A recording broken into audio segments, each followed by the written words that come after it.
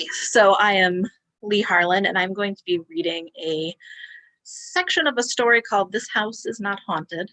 And the story is going to be appearing in my upcoming collection from TKO Presents, coming out towards the end of the year, which is not announced yet. So everybody here is the first people to get to hear about it. I'm very excited. It's going to be all new things, no reprints, and it's going to be illustrated. So that's pretty cool. For anybody who would like to know content warnings, it is horror, so everything that goes along with that.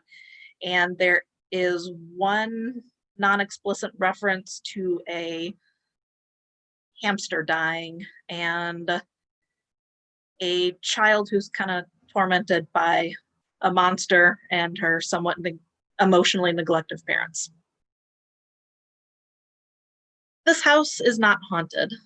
There are no ephemeral feet to pad the halls in the deep dark of night, no mournful voices draping the air like gauze grotesquerie. If you wake slicked with sweat and the echoes of a scream on your lips, it is only nightmares. If you see a pair of eyes blacker than black, a dart to suck the light and life from your soul peering hungrily at you from the corners, you can be sure it is a trick of your imagination. No horrible sins are buried in the basement or mummified in the attic. This home is ever wholesome, burdened only with an excess of shadow and drafty windows. There is no click of fingernails on the windows, no familiar voices of the departed whispering your name, beckoning you to follow deeper and deeper into an impossible hole in the world. Nothing waits for you to close your eyes. Rest. This house is not haunted. Excerpt from the journal of Robert James Boyd III, 1894. I considered killing the little girl immediately. It would be so easy to lure her up the stairs, into the bedroom painted palest yellow, and the most resplendent dollhouse towering over piles of dollies, crayons, and a rainbow of construction paper. It would be even easier to shove her out the window that overlooked the driveway below, crude as that would be. Such random violence brings its own pleasures, screams and splatters and sirens. I could steal her mother's voice and whisper the girl's name until she followed me outside, where I would bury her in peat until she dried and leathered, a companion to share my big, empty house. Or I could plant my own seed deep in her ear and send her home to go rotten and malignant from the inside out. All these things would be so fun, but something stopped me. Perhaps it was the years of boredom while this house stood empty, its reputation too fearsome to tempt even the bargain hunters. My only company, drunken teenagers and equally dull and stupid ghost hunters. Instead, I crept behind her while she clutched tight to her mother's hand, the woman distracted by the enthusiasm of the real estate agent. The woman was entranced by the bay window, the vaulted ceilings, the stone fireplace. Lumbering behind them was the girl's father. He looked bored, distracted, but wandered off every now and again to test an appliance and make approving sounds. I gathered from their conversation that this was not the first house they had looked at today. Yes, it might be nice to have a family again. Bright and sunny people to bring laughter and life to the house. Someone to toy with until I grew bored, until I found that perfect thing to destroy them so completely. So I waited, quiet as can be in the shadows while they toured. The little girl's shy disposition turned slowly to gregarious enthusiasm as the tour continued. I allowed her a glimpse of my hand beckoning from the shadows, but just for a second, not long enough for her to be sure of what she saw. She paled and glanced nervously in my direction, but said nothing. That was good. A good child. A quiet child. A child whose first impulse was not to shout in alarm, was the best kind of child. Yes, they would do nicely. Molly cried on and off the entire day her family moved into the lovely old house that perched alone at the end of a sprawling gravel driveway. It was built on an artificial hill that sloped down into a wet, pungent bog, and it was beautiful. The sturdy red bricks, pure white pillars framing the door, and lush flower gardens stood out deliciously against the backdrop of green and brown. And she hated it with every ounce of her 6-year-old body. It was wrong, bad in a way she couldn't put into words. The shadows made shapes like hands and moved when they should not. And to make matters worse, the stress of moving was making her parents argue even more than they usually did, which made them even more impatient with her. She wanted to go home, but home was on the other side of an entire ocean. They assured her this would be home soon enough, that this would be even better than home, far away from the busy city and the pressure to work harder, faster, make more money. Here they would be closer to her grandmother, who was nothing but a warm brogue on the end of the phone to her. And best of all, they could focus on each other and save a crumbling marriage. Miley didn't know what any of that meant, of course, only that it shouldn't mean even more snapping at each other and even more ignoring her, but it did. Life had already taught her that while her parents loved her, they did not care about her opinion or her feelings. And so she learned to keep her opinions and her feelings to herself. "Why don't you go play in your new room?" her mother suggested. Molly didn't want to leave her, didn't want to be alone in this strange new house, but her mother often cast her orders as suggestions, so she knew there would be no arguing with this one. The stairs were the same warm golden brown wood of the rest of the floors, with a ribbon of red plush carpet up the middle. She imagined herself a princess as she ascended the stairs, her hand gripping the ornate banister that loomed above her head. The movers had already brought her bed and dressers up, but had not yet gotten to the boxes marked as hers, and the wonderful dollhouse that had been here when they looked at the house had gone with the real estate agent, so there was nothing much to do except take off her shoes and slide across the wood floors in stockinged feet. Back and forth she went until after a while she forgot how much she hated the creepy old house and giggled as she slipped across the floor and crashed harmlessly into the side of her bed. "Molly," her name whispered from the shadows. A dry, dusty sound like a fall wind through dead leaves, and a strange, wet, earthy smell filled the room. She froze, half on and half off her bed. "Who's there?"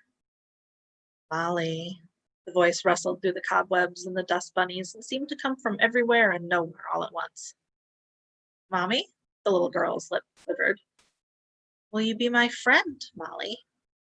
The girl stood and raced down the stairs. She clung to her mother's leg until the woman, afraid of dropping a box on the little girl, snapped at her to move. "There's no one in your room, Molly. Please let Mommy and Daddy work right now. If you promise to stay out of the way and on the couch, you may stay downstairs, okay?" She returned to carrying boxes and rearranging furniture without another word or even a glance. Molly went to the couch and sat, folded in on herself with her knees under her chin and her arms wrapped around her shins, and tried to watch the chaos of moving through teary eyes, fear and petulant hurt fighting a war in her heart. It would serve them right if she went back to her room and got eaten, but she didn't want to get eaten, so she stayed, sad and quiet amidst the neglectful bustle. The game I played with my little family grew dull more quickly than I hoped. It did not take long for the little girl to stop telling her parents about the shadows that moved, the voice that called her into the dark, or the small leathered fingers that found her own hands in the darkness and held them tight.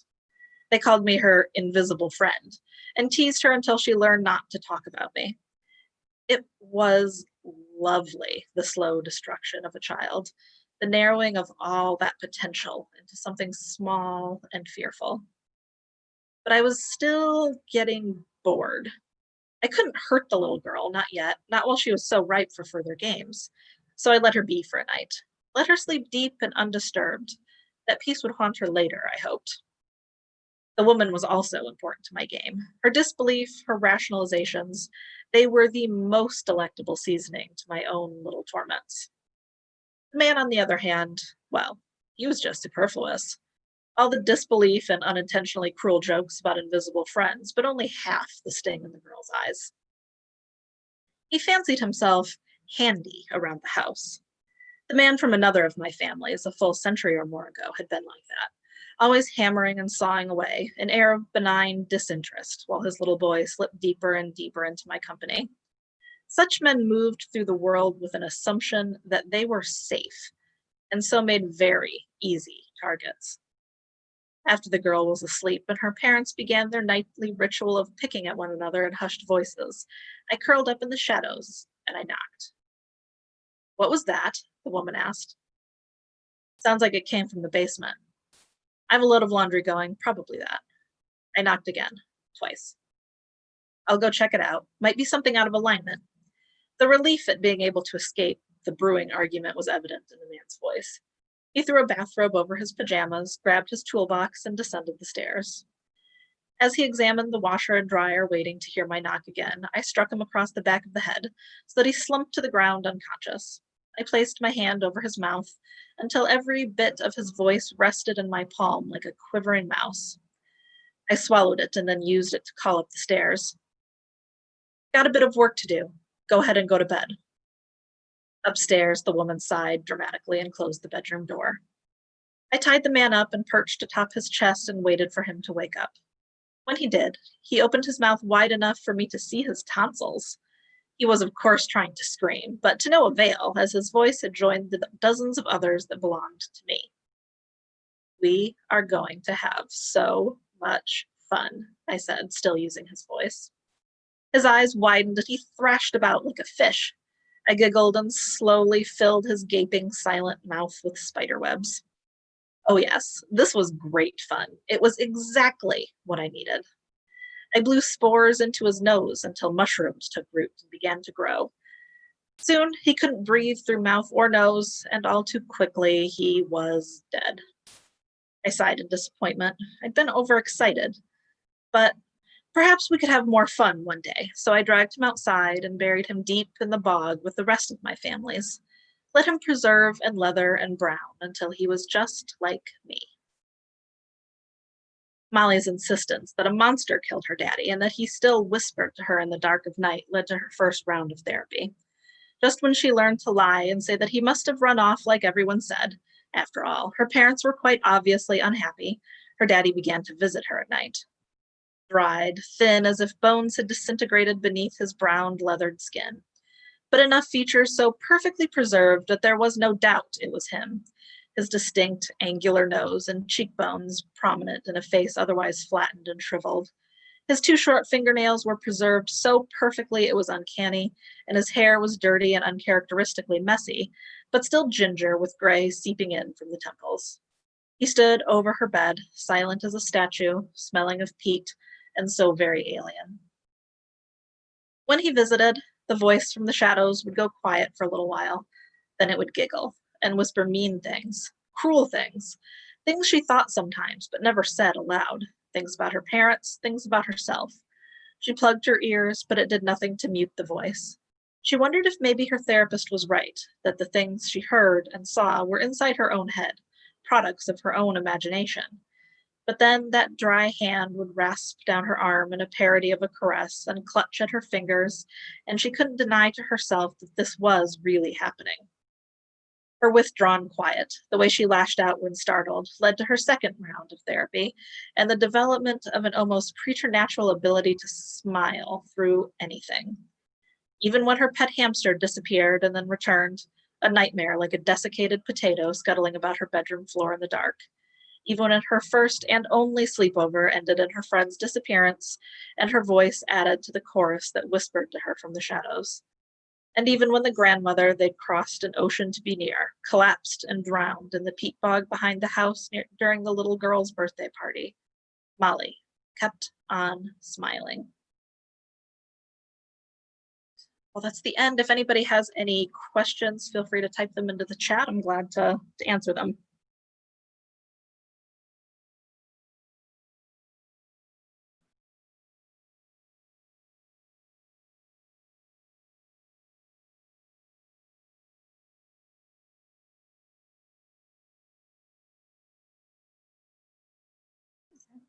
I think we only got about 7 minutes of our time left. So if anybody has questions, that's great. But if not, feel free to go on to your next thing. Thank you so much for coming today, though.